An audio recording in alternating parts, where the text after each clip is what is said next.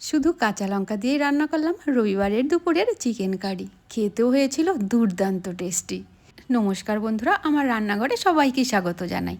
শুধু যে শুকনো লঙ্কা দিয়ে টেস্টি চিকেন কারি রান্না হবে এমন কোনো কথা নেই। শুধু কাঁচা লঙ্কা দিয়েও রান্না করা যায় টেস্টি টেস্টি চিকেন কারি। সেই রান্নাটাই আমি আপনাদের সঙ্গে আজকে শেয়ার করছি।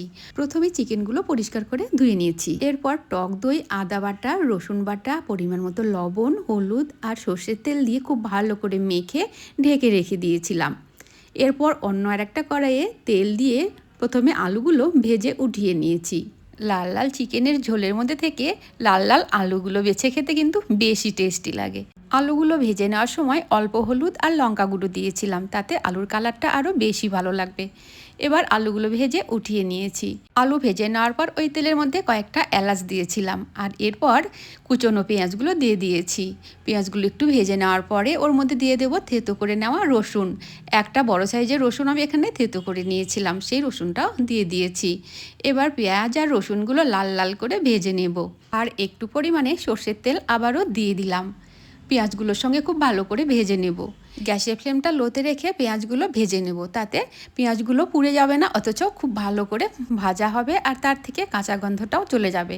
এরপর ওর মধ্যে দিয়ে দিব অল্প পরিমাণে হলুদ। আদা বেটে রেখেছিলাম সেই মশলাগুলো এবার দিয়ে দেব। তারপর দিয়ে দেবো কয়েকটা চেরা কাঁচা লঙ্কা। আদা আর কাঁচা লঙ্কা মশলাগুলোর সঙ্গে খুব ভালো করে কষিয়ে নেব। এই সময় গ্যাসের ফ্লেমটা লোতেই রেখে দেব।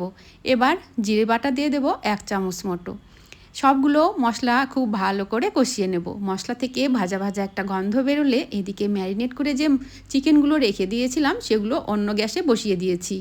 সেগুলো থেকে জল ছাড়তেও শুরু করেছে। এবার অন্য কড়াইয়ে যে মশলাগুলো তৈরি করে নিয়েছি সেই মশলাগুলো এই চিকেনগুলোর মধ্যে ঢেলে দেবো আর চিকেনের সঙ্গে খুব ভালো করে মিশিয়ে নেব। এবার গ্যাসের ফ্লেমটা বাড়িয়ে দিয়ে চিকেন সহ মশলাগুলোকে খুব ভালো করে কষিয়ে নেব, তাতে জলগুলো খুব তাড়াতাড়ি শুকিয়ে যাবে আর মশলাটাও খুব ভালো করে কষিয়ে নেওয়া হবে। এই রেসিপিতে চিকেন খেতে ভীষণ টেস্টি লাগে আর খুব তাড়াতাড়ি রান্নাও হয়।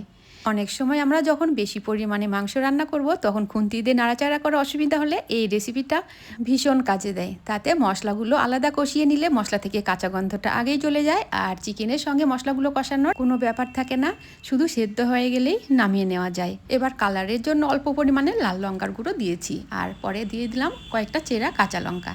এবার গ্যাসের ফ্লেমটা লোতে রেখে আবার ঢাকনা দিয়ে ঢেকে রাখবো 5 থেকে 6 মিনিট। এরপর গ্যাসটা অফ করে নামিয়ে নিলে রেডি চেরা কাঁচা লঙ্কা দিয়ে টেস্টি চিকেন কারি। এবার লাঞ্চে বা ডিনারে মন ভরে খেতে পারেন, রুটি অথবা ভাতের সাথে। এই ছিল আজকে আমার চিকেন কারির রেসিপি। আপনাদের কেমন লাগলো অবশ্যই জানাবেন, আর ভালো লাগলে একটা লাইক করার অনুরোধ রইল। এবার আমি লাঞ্চের থালাটা সাজিয়ে নিই, আর আমার এই ভিডিওটি দেখার জন্য আপনাদের জানাই অসংখ্য ধন্যবাদ। সবার জন্য রইল অনেক অনেক শুভকামনা।